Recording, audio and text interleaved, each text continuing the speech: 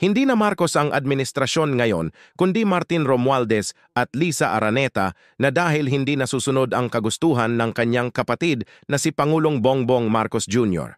Narito ang pahayag ni Senator Imee Marcos. Gobyerno ngayon ay hindi Marcos. Ang gobyerno ngayon ay Romualdez at Araneta.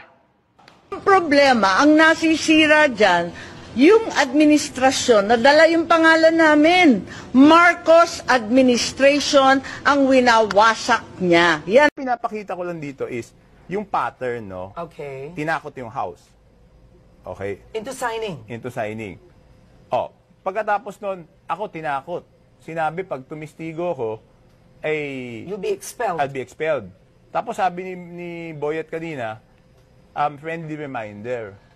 When has expulsion become a friendly reminder?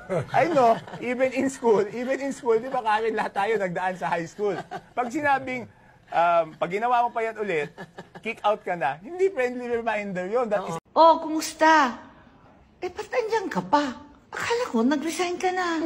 If you're looking for a sign to resign, ako na yun. Matatandaan sinabi ni Pangulong Rodrigo Duterte na weak leader si Pangulong Marcos kung kaya't hindi na nakapagtataka na ang nagpapatakbo ng kanyang administrasyon ngayon ay ang magbayaw na sina Martin Romualdez at Liza Araneta Marcos.